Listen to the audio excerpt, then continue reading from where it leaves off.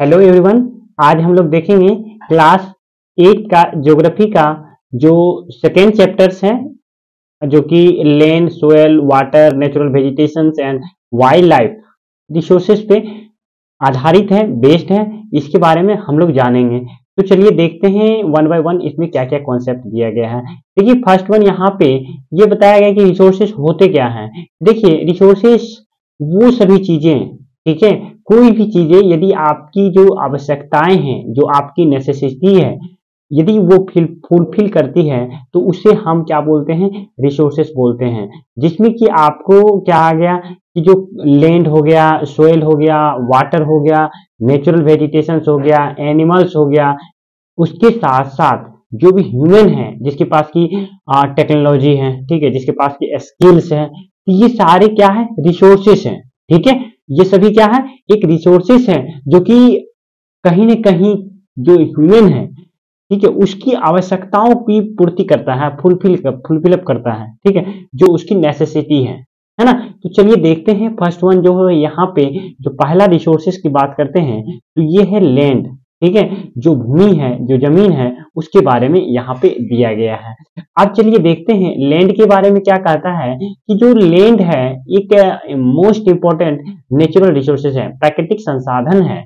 और ये जो है जैसा कि हम लोगों ने पिछले क्लास में पढ़े थे क्या, कि जो लैंड है पूरे अर्थ का जो टोटल एरिया है उसका थर्ड बाय फोर्थ, ठीक है, थर्ड बाय फोर्थ जो है वो किस चीज से कवर है, तो ये जो कवर है आपका, ठीक है, ये कवर है आपका वाटर से, है ना। उसके बाद इधर वन फोर्थ, ठीक है, वन फोर्थ में जब हम बात करते हैं तो अप्रोक्सीमेटली 30%, ठीक है, 30% जो ऐसे हमारे अर्थ पे स्पेस है जो कि क्या है, लैंड है ना, क्या है, लैंड है पूरे अर्थ का, है ना। तो इसके बाद कहता है कि देखिए, अब देखिए क्या है कि 30% जो है, ठीक है, लैंड है पूरे अर्थ पे, है ना। अब इसके बाद जो डिस्ट्रीब्यूशंस है पॉपुलेशंस का, ठीक है, वो क्या है, पूरे वर्ल्ड में डिफरेंट पार्ट्स में, ठीक है, मेनली इसके पीछे जो डिस्ट्रीब्यूशंस है वो डिफरेंट डिफरेंट है। और ये जो है किस चीज पे डिपेंड करता है, तो ये जो पॉपुलेशन का डिस्ट्रीब्यूशन है वो पर्टिकुलरली वहां पे जो लैंड है, ठीक है, लैंड के कैरेक्टरिस्टिक्स पे डिपेंड करता है। और इसके साथ साथ, ठीक है, वहां के जो क्लाइमेटिक कंडीशंस है उस पे डिपेंड करता है। और यहाँ तक कि आपको ये भी देखने को मिलेगा कि जो टोपोग्राफी है ना, जो टोपोग्राफी है, उसके बाद स्लीप स्लोप्स है, ठीक है, माउंटेन रीजन्स में, ये सब भी कहीं न कहीं फैक्टर्स है जो पॉपुलेशंस का डिस्ट्रीब्यूशंस के लिए। और तो और जो डेजर्ट एरिया, बहुत सारे आपको डेजर्ट एरिया मिलेगा देखने को, कहीं-कहीं पे आपको फॉरेस्ट देखने को मिलेगा। और ये सब क्या है, यहाँ पे आपको सबका, ठीक है, जो भी एरिया है, चाहे वो डेजर्ट हो या कहीं पे आपको फॉरेस्ट वाला एरिया है, तो वो सब कहीं न कहीं इसी पे डिपेंड करता है कि वहाँ पे कैसा पॉपुलेशन होंगे, है ना।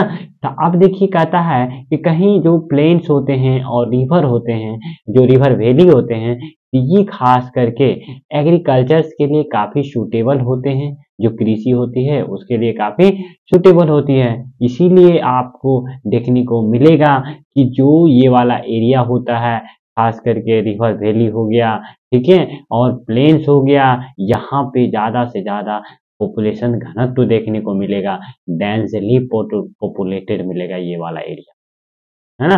अब देखिए इसके साथ साथ आपको आगे ये भी देखने को मिलेगा कि जो लैंड का यूज है उसके बारे में यहाँ पे कहता है कि जो लैंड का यूज है डिफरेंट डिफरेंट पर्पस के लिए किया जाता है, जिसमें कि आपको एग्रीकल्चर हो गया, फॉरेस्ट्री हो गया, माइनिंग हो गया, बिल्डिंग्स हो गया, हाउसेस हो गया, रोड्स हो गया, तो ये सब चीज के लिए यूज होता है, जो कि इंडस्ट्रीज लगाने के लिए भी आपको कहीं ना कहीं लैंड का हम लोग यूज करते हैं। कहता है कि यहाँ पे कॉमनली कुछ टर्म है, ठीक है, जैसे कि लैंड यूज, कहता है कि land use different different ways के लिए किए जाते हैं। है ना। तो उसके साथ साथ देखिए बहुत सारे फिजिकल फैक्टर्स होते हैं, जैसे कि टोपोग्राफी हो गया, सोइल हो गया, क्लाइमेट हो गया, मिनरल्स हो गया। यहाँ पे क्या होते हैं कि जो वाटर का अवेलेबिलिटी है, तो ये सब भी फैक्टर्स रखते हैं। और इसके साथ साथ आपको बहुत सारे इस तरह से डिटरमाइनर्स, ठीक है, डिटरमिनेंट्स लैंड्स ऑफ पैटर्न्स देखने को मिलते हैं। अब कहता है कि land can also classified on the basis of ownership. जैसे कि देखिए कहता है कि लैंड को किसके अनुसार डिफाइन किया गया है, तो on the basis of ownership के अनुसार दो भाग में डिवाइड किया गया है। एक होता है प्राइवेट लैंड और दूसरा होता है कम्युनिटी लैंड। मतलब प्राइवेट मतलब किसी इंडिविजुअल का जो लैंड होते हैं उसे प्राइवेट लैंड कहते हैं। कम्युनिटी लैंड मतलब कहता है कि जो लैंड, ठीक है, जिसपे कि कई एक पूरे कम्युनिटी का जो पब्लिक प्राइवेट होते हैं, जो पब्लिक होते हैं, उसका यहाँ पे जो कॉमन प्रॉपर्टी होते हैं, ठीक है, उसी को हम लोग क्या बोलते हैं, कम्युनिटी कम्युनिटी लैंड बोलते हैं, है ना। तो कहता है अभी के टाइम पे आपको देखने को मिलेगा कि जो डिफरेंट डिफरेंट एरियाज होते हैं, ठीक है, जैसे कि हो गया आपको जहाँ पे कि स्कूल हो गया, ठीक है, तो ये सब क्या है, कम्युनिटी का है लैंड, है ना। तो आज के समय में ये भी देखने को मिलेगा जो कल्चर होते हैं वो डिफरेंट डिफरेंट सोसाइटी में चेंज देखने को मिलेगा। खास करके इसमें बहुत सारे जो लैंड होते हैं और वहाँ पे आपको डिग्रेडेशंस, लैंडस्लाइड्स, ठीक है, जो सॉइल इरोजन्स होते हैं, तो ये सब आपको देखने को मिलेगा। कहता है कि पर्टिकुलरली जो एक्सपेंशन होते हैं एग्रीकल्चर्स का, कंस्ट्रक्शंस का, ठीक है, तो ये सब चीज़ आपको देखने को मिलेगा। अब देखिए कहता है कंजर्वेशन ऑफ लैंड रिसोर्सेस, ठीक है, हम लोग लैंड रिसोर्सेस जो होता है इसको कैसे संरक्षित कर सकते हैं। कहता है growing populations and their ever growing demands has lead to large scale destructions of forest over and land has created fear losing of natural resources. देखिए क्या है ना कि मान लीजिए जहाँ पे जो लैंड होते हैं, ठीक है, उसका कहीं ना कहीं आपको बहुत सारे कटाव देखने को मिलते हैं। इससे क्या होता है, जो नेचुरल रिसोर्सेस हैं, ठीक है, तो ये नेचुरल रिसोर्सेस कहीं ना कहीं डिग्रेड होते जा रहे हैं, ठीक है। कहता है इसीलिए प्रेजेंट रेट पे जो डिग्रेडेशन होता है लैंड्स का, ठीक है, तो ये सब क्या होता है, एफोरेस्टेशन, जो जंगल का मतलब कटाव ये होता है, ठीक है। तो इस और उसके बाद जो लैंड रिक्लेमेशन होता है, ये सब क्या होता है, केमिकल पेस्टिसाइड्स हम लोग यूज करते हैं, जिससे क्या फर्टिलाइजर्स के लिए चेक्स करते हैं। तो all such types of things, ठीक है, कंजर्व करते हैं इससे लैंड रिसोर्सेज को, है ना। तो मतलब हम लोग इससे क्या जो डिग्रेडेशन है, जो मतलब लैंड्स हैं, ठीक है, उसको हम लोग इस चीज़ से बचा सकते हैं। कैसे कि हम जो मतलब फॉरेस्टेशन करेंगे, ठीक है, एफोरेस्टेशन कम नहीं करेंगे, ठीक है, उसके बाद जाकर के हम लोग जो केमिकल पेस्टिसाइड्स है या फर्टिलाइजर्स है उसका कम मात्रा में यूज करेंगे, ठीक है, ज़्यादा यूज कर लेते हैं, इसकी वजह से जो देखने को मिलता है, ठीक है, लैंड का कहीं ना कहीं डिग्रेडेशन होता है, क्वालिटी डाउन होता है ना। तो ये सब चीज़ आपको देखने को मिलेगा कि हम लोग इस तरह से ज़्यादा से ज़्यादा कीटनाशक का यूज नहीं करेंगे, ठीक है। तो और उसके बाद ज़्यादा से ज़्यादा फॉरेस्टेशन करेंगे। अब देखिए अब कहता है सोयल। अब मिट्टी के बारे में पढ़ते हैं। कहता है कि जब हम बात करते हैं सोयल का, कि जब पृथ्वी का जो ऊपरी भाग है, जो थिन लेयर है, ठीक है, तो ये चीज आपको देखने को मिलेगा सरफेस पे, जिसे कि हम लोग क्या बोलते हैं, सोयल बोलते हैं। ये जो है क्लोजली लिंक्ड है लैंड से। कहता है land forms determine the type of soil, और सोयल जो होता है made up of organic matter, minerals, ठीक है, वेदर रॉक और फाउंड इन अर्थ, ठीक है, ये सब चीज आपको अर्थ पे देखने को मिलेगा। कहता है this happen through the process of weathering, ठीक है, ये सब कैसे मतलब क्यों होता है, वेदरिंग के प्रोसेस के थ्रू देखने को मिलता है। कहता है राइट मिक्स ऑफ, ठीक है, minerals and organic matter make the soil fertile. इस तरह से आपको ये चीज देखने को मिलता है कि देखिए सोयल कितना फर्टाइल हो गया, ऑर्गेनिक मैटर्स हो गया, ये सब चीज आपको कहीं ना कहीं जो सोयल है उस पर डिपेंड करता है। अब देखिए लैंडस्लाइड की जब बात करते हैं, कहता है landslide are simply defined as the mass of movement, ठीक है, जैसे कि देखिए लैंडस्लाइड क्या होता है, जो मैक्सिमम मतलब mass of movements of rock हो गया, ठीक है, डेब्रिस हो गया, ये क्या होता है ना कि स्लोप के माध्यम से नीचे डाउन हो जाता है। तो ये चीज क्या होता है, कहता है conjunction with earthquake, flood, volcanoes, ठीक है, a prolonged spell of rainfall can cause heavy landslide that can block flow of river ट्यूट सम टाइम। कहता है कि इस तरह से आपको ये चीज देखने को मिलेगा। क्या जो मूवमेंट होता है लैंड का, ठीक है, जो सिंपली मतलब सिंपली समझिए कि जो अर्थ रॉक होता है, ये सब क्या होता है कि वो धीरे धीरे नीचे डाउन होते जाता है, गिरते जाता है, ठीक है, और इसी को हम लोग क्या बोलते हैं, लैंडस्लाइड बोलते हैं, है ना। तो आप देखिए यहाँ पे फिर कहता है कि देखिए यहाँ पे जब हम बात करते हैं सोयल का, सोयल में देखिए क्या क्या पाया जाता है। सबसे ऊपरी भाग जो होता है, तो यहाँ पे देखिए सोयल ह्यूमस, ठीक है, वेजिटेशन बोलते हैं। उसके बाद सब soil with sand silt clay हो गया दूसरा वाला भाग। थर्ड होता है वेदर रॉक मिनरल्स, ठीक है, मटेरियल्स पेरेंट पेरेंट रॉक। ये चीज आपको यहाँ पे देखने को मिलेगा, है ना। अब चलिए आगे हम बात करते हैं। कहता है फैक्टर्स ऑफ सोयल फॉर्मेशंस, क्या क्या फैक्टर्स होते हैं सोयल फॉर्मेशंस के। कहता है कि the major factors of soil formations are nature of parent rock and climatic factors. ये दो फैक्टर्स हैं, एक पेरेंट रॉक और क्लाइमेटिक फैक्टर्स। कहता है अदर फैक्टर्स की जब बात करते हैं, इसमें topography, role of organic materials और समय के साथ साथ कंपोजिशन ऑफ सोयल फॉर्मेशन, है ना। कहता है ये जो है differ from place to place, ये जो होते हैं प्लेस टू प्लेस भिन्न भिन्न होते हैं, है ना। अब चलिए यहाँ पे जब बात करते हैं हम सोयल का, देखिए यहाँ पे बताया था parent rock relief flora fauna and micro organism, और अगला होता है टाइम, और तो और यहाँ पे क्लाइमेट होते हैं, है ना। तो ये स्थिति देखने को आपको मिलते हैं। चलिए अब हम बात करते हैं आगे कि यहाँ पे क्या है कि पर्टिकुलरली जो देखने को मिलेगा कि जो डिग्रेडेशन होते हैं आपको सोयल का किस तरह से होता है। कहता है जब हम सोयल का डिग्रेडेशन होते हैं, इसके लिए बहुत सारे नेचुरल फैक्टर्स होते हैं, ठीक है, और इसके साथ साथ कुछ ह्यूमन फैक्टर्स भी आपको देखने को मिलेगा। तो चलिए पहले हम लोग देखते हैं जो नेचुरल फैक्टर्स होते हैं। इसमें देखिए आपको देखने को मिलेगा जो देखिए यहाँ पे जब बात करते हैं हम कि यहाँ पे कहता है कि soil erosion depletion are major threat to soil as a resources both human and natural, ठीक है, factors can be lead degradation of soil factors which lead soil degradation और डिफोरेस्टेशन, ठीक है। और उसके बाद जाकर के यहाँ पे कहता है जैसे रेन वॉश हो गया, लैंडस्लाइड हो गया, ये सब क्या है, नेचुरल है। और इसी की वजह से अब देखिए यहाँ पे आगे जब बात करते हैं जो मेन मेड है, मेन के द्वारा जो इंसान के द्वारा जो यूज किया जाता है, जो चीज उससे क्या डिग्रेडेशन कैसे होता है, जिसमें कि हम लोग पेस्टिसाइड्स हो गया, है ना, और फर्टिलाइजर्स, जो भी हम लोग केमिकल फर्टिलाइजर्स यूज करते हैं, इससे भी में जो मिट्टी का क्वालिटी है, सोयल का जो क्वालिटी है वो डिग्रेड कर जाते हैं, है ना। अब देखिए यहाँ पे एक चीज दिया गया है कि मल्चिंग क्या होता है, ठीक है। यहाँ पे हाँ मल्चिंग क्या होता है, कहता है कि the bare ground between plants, ठीक है, plants cover with layer of organic matter like straw हो गया। ये जो होता है ये पर्टिकुलरली हेल्प करता है किस चीज के लिए, सोयल में नमी बनाए रखने के लिए, ठीक है। इसको क्या बोलते हैं, मल्चिंग बोलते हैं, है ना। अब देखिए यहाँ पे और कहता है कंटूर बैरियर्स क्या होता है, कहता है स्टोन ग्रास, ठीक है, सोयल, ये सब यूज होता है बनाने के लिए, ठीक है, कंटूर्स को, इसे क्या बोलते हैं, ठीक है। और trench and made front of barriers collect water, इसको क्या बोलते हैं, कंटूर बैरियर्स बोलते हैं।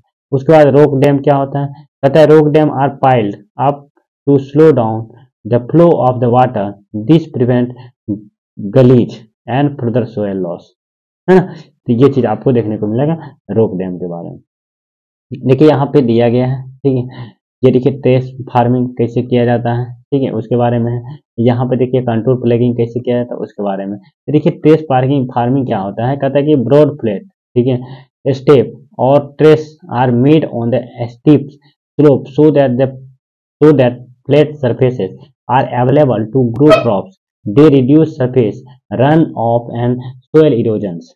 कहता है कि इस तरह से आपको देखने को मिलेगा क्या चीज कि पर्टिकुलरली जो ब्रॉड प्लेट स्टेप्स होता है और इसके साथ साथ जो ट्रेस होता है, ये स्टिप्स स्लोप्स इसीलिए होते हैं कि जो फ्लैट सरफेस होता है ये अवेलेबल होते हैं क्रॉप्स को ग्रो करने के लिए, ठीक है। और इस तरह से जो इससे क्या होता है, ये रिड्यूस हो जाता है, ठीक है। इससे क्या चीज जो इरोजन होता है सोइल का, वो कम हो जाते हैं, है ना। अब देखिए यहाँ पे इंटरक्रॉपिंग, इंटरक्रॉपिंग क्या होता है, कहते हैं different crops are grown in alternate rows, ठीक है, और different times protect soil from the rain wash, इसको क्या बोलते हैं, इंटरक्रॉपिंग, है ना। अब देखिए कंटूर प्लगिंग क्या होता है, इससे क्या कैसे प्रोटेक्शन मिलता है, तो देखिए यहाँ कंटूर जो प्लगिंग होता है, कहता है कि ploughing parallel to the contours, ठीक है, ए हिल स्लोप, ठीक है, form natural barriers for water to flow down the slope, है ना। तो ये हो गया हमारा कंटूर प्लगिंग। अब उसके बाद शेल्टर बेल्ट्स क्या होता है, कहता है in the coastal and dry regions rows of trees are planted to check the wind movement of the protect soil cover, है ना। इसको क्या बोलते हैं, शेल्टर बेल्ट्स बोलते हैं। अब देखिए आगे हम बात करते हैं, आगे यहाँ पे अब हम लोग देखते हैं वाटर के बारे में, ठीक है। देखिए वाटर के बारे में जब बात करते हैं, तो यहाँ पे दिया गया है पर्टिकुलरली वाटर के बारे में क्या कहता है कि जो वाटर है ये एक रिन्यूएबल, ठीक है, नेचुरल रिसोर्सेस हैं, और इसके साथ साथ 3/4 ऑफ द अर्थ सरफेस जो कवर है ये वाटर से कवर है ना। और अप्रोक्सीमेटली आपको अप्रोप्रिएटली ये कहा गया, इसे वाटर प्लांट कहा गया है due to the 3/4 of the earth, ठीक है, फाउंड वाटर, ठीक है। और इसके साथ साथ कहता है 3 पॉइंट, ठीक है, जो 3.5 मिलियन ईयर्स बैक पहले की बात करते हैं कि जो ओशियंस हैं कवर किया गया है 2/3, ठीक है, of the earth surface support a rich variety of plant and animals life. कहता है the ocean water is however saline, ठीक है, मतलब देखिए यहाँ पे क्या है कि मैक्सिमम जो है ये क्या है, स्लाइन है, ठीक है, नमकीन है, और मात्र 2.7% जो है क्या है, ये आपको मतलब यूज का है ना, मतलब फ्रेश वाटर है। और इसके बाद जाकर के 70% जो है ये आपको देखने को मिलेगा, इसमें 2.7 में से 70% आपको आईसी से प्राप्त होता है। तो इसमें क्या है कि अब मतलब ओनली के 1% जो होते हैं ये फिट होते हैं ह्यूमन के यूज के लिए, और इसके साथ साथ, ठीक है, आपको देखने को मिलेगा कुछ जो है इसमें आपको ग्राउंड वाटर देखने को मिलेगा 1% में, और कुछ जो देखने को मिलेगा इसमें क्या मिलेगा, लेक्स हो गया, वाटर वेपर हो गया, जो अवेलेबल है एटमॉस्फेयर में उसमें आपको देखने को मिलेगा ये 1% में, है ना। अब चलिए आगे कहता है कि पर्टिकुलरली जब हम आगे बात करते हैं तो इस केस में आपको और भी देखने को मिलेगा क्या चीज़, कि जो इवेपोरेशंस होते हैं, ठीक है, प्रेसिपिटेशंस होते हैं, रन ऑफ होते हैं, तो ये सब चीज़ ये सब वाटर साइकिल के ही भाग है, जो कि हम लोग पिछले क्लास में देखे थे, है ना।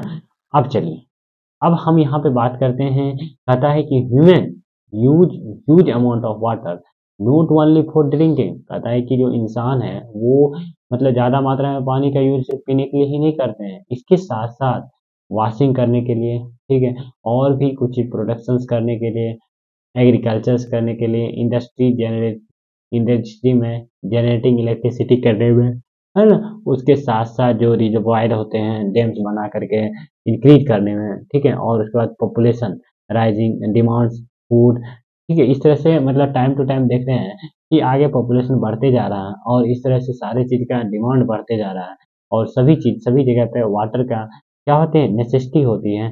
तो इसके लिए क्या हो जा रहा है, अब आने वाले दिन में ऐसा देखने को मिलेगा कि जो वाटर है, ठीक है, वाटर का शॉर्टेज में भी देखने को मिल सकता है ना, यानी कि सूखा पड़ सकता है, और वाटर पोल्यूशन भी इसमें एक मेन कारक का भी देखने को मिल रहे हैं। अब देखिए यहाँ पे कहता है कि प्रॉब्लम्स ऑफ वाटर अवेलेबिलिटी, कहता है कि पानी के अवेलेबिलिटी का क्या कारण है, इसके बारे में जानेंगे। तो देखिए यहाँ पे यह बताया गया है कि पर्टिकुलरली जब हम बात करते हैं कि जो कंजर्वेशंस हैं, ठीक है, कहता है कि देखिए कि जो access of to clean adequate water source is major problem facing the world today. कहता है कि अभी के टाइम पे क्या होना है कि जो पर्याप्त मात्रा में जो पानी है, ठीक है, ये प्रॉब्लम अभी के समय में ज़्यादा देखने को मिल रहे हैं, ठीक है, आने वाले दिन और भी ज़्यादा देखने को मिलेगा। कहता है steps have to conserve the doing resources, कहता है कि इस तरह से हमें क्या करना चाहिए, अब समय आ गया कि इसको हम लोग कंजर्व करें, ठीक है।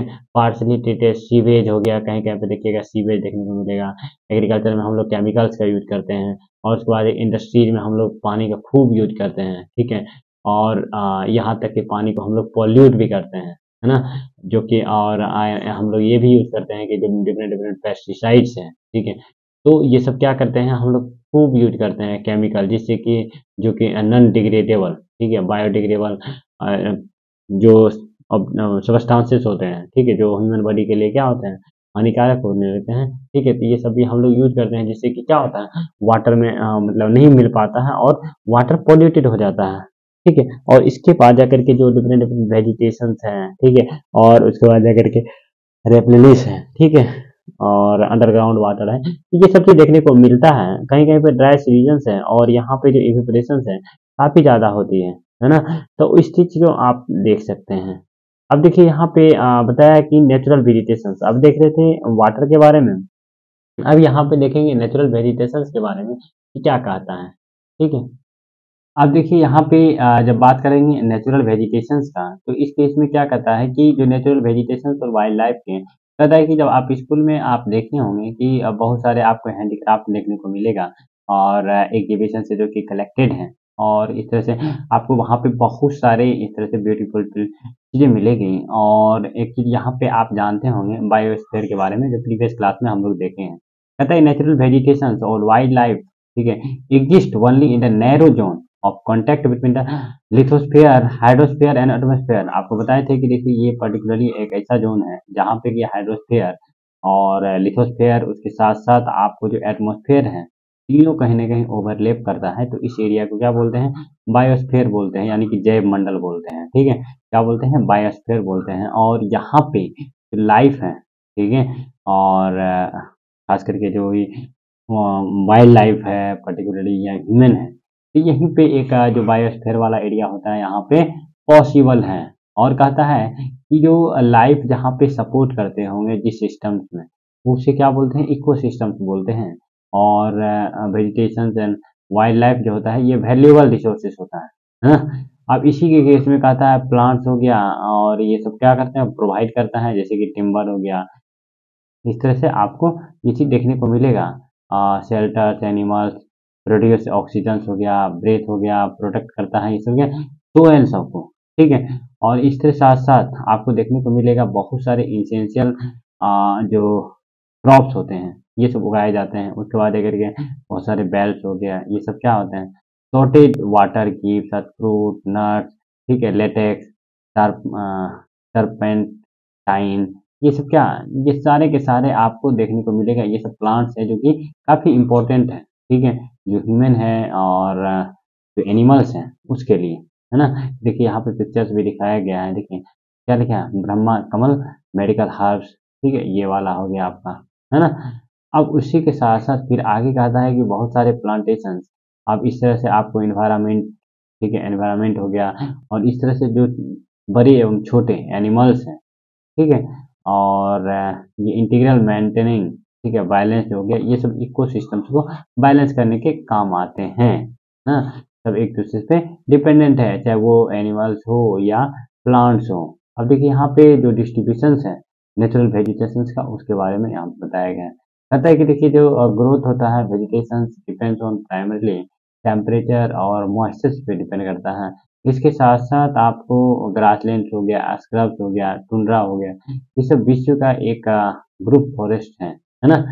तो ये सारी चीज़ आपको देखने को मिलेगा। और इसके साथ-साथ कहता है जो फॉरेस्ट होते हैं, ये एसोसिएटेड होते हैं, कुछ जो एबंडेंट एरिया होते हैं जहाँ पे वाटर सप्लाई हो गया काफ़ी मात्रा में आपको देखने को मिलता है ना? अब उसी के साथ-साथ फिर से है कि बहुत सारे आपको ऐसे एरिया देखने को मिलेगा, जहाँ पे कि different different loss of moisture, transparency, ये सब देखने को मिलते हैं, है ना? अब चलिए आगे हम बात करते हैं। अगला जो है हम इस तरह से इसका कंज़र्वेशन कैसे करते हैं उसके बारे में यहाँ पे दिया गया है। कि देखिए जब कंज़र्वेशन की बात करते हैं तो देखिए अभी के टाइम पे हमें क्या करना चाहिए कि जो एफ़ॉरेस्टेशन है उसको क्या करना चाहिए, वो कम करना चाहिए। हमें क्या करना चाहिए, फ़ॉरेस्टेशन करना चाहिए।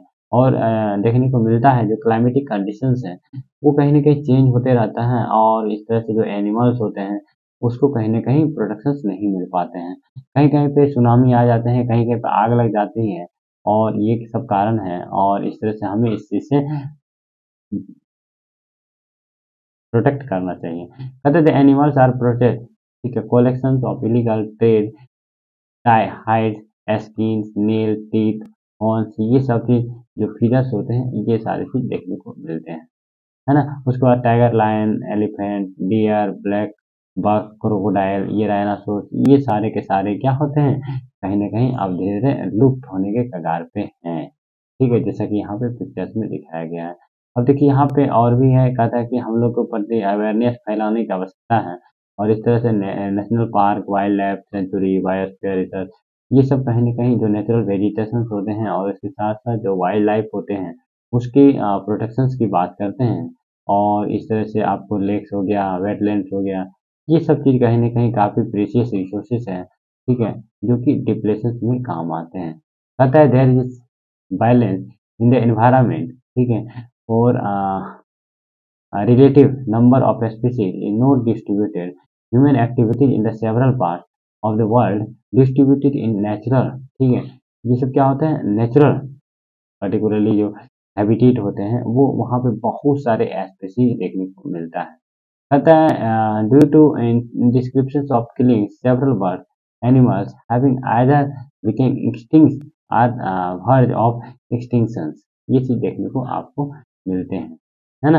अब देखिए यहाँ पे कहता है कि बहुत सारे आपको गवर्नमेंट के साइड से जो नेशनल पार्क हैं, ठीक है, पार्क है, नेशनल पार्क देखने को मिलते हैं। देखिए यहाँ पे ये हर्ड हो गया, चीता का हर्ड हो गया, उसके बाद आएगा heard of elephant for Kaziranga national park, ये सारे के सारे आपको देखने को मिलता है ना। अब उसके बाद हम बात करते हैं आगे, कहता है कि पर्टिकुलरली यहाँ पे ये पूरे चैप्टर्स कंप्लीट हो गया।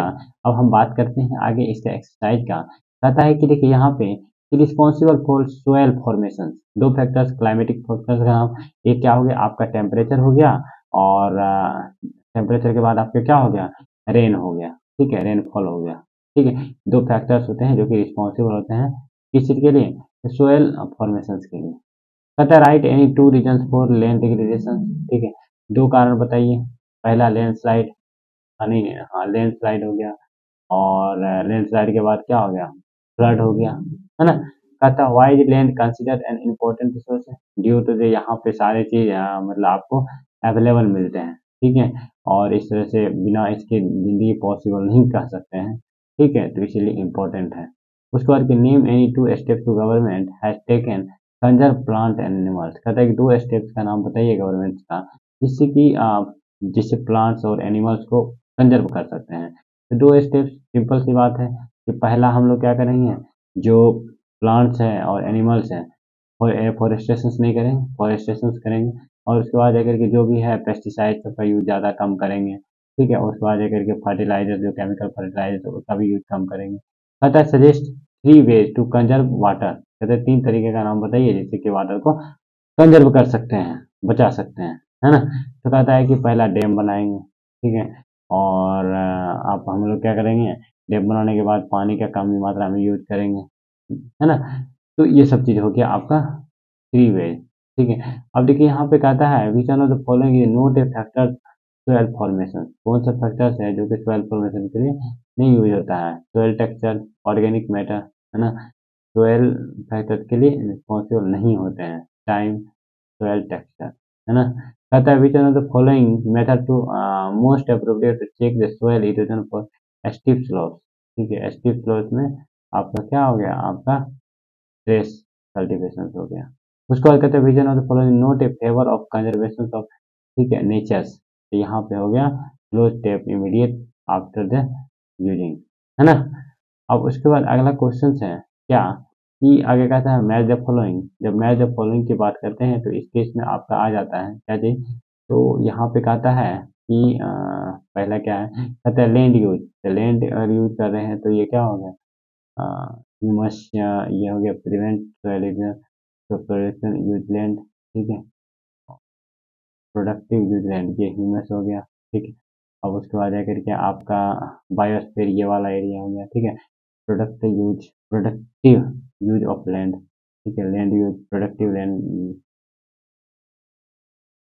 ऑर्गेनिक डिपोजिट टैप सोयल, ठीक है, वाटर कंट्रोल प्लान ये वाला हो गया, और उसके बाद रॉक, ठीक है, प्रिवेंट ट्वेल्व डॉट हम लोग यूज करते हैं ट्वेल्व रिवीजन के लिए। ये हो गया हमारा ये सारे क्वेश्चंस का सॉल्यूशन, और इस तरह से ये चैप्टर सेकंड कंप्लीट हुआ। अब हम लोग देखेंगे चैप्टर थर्ड।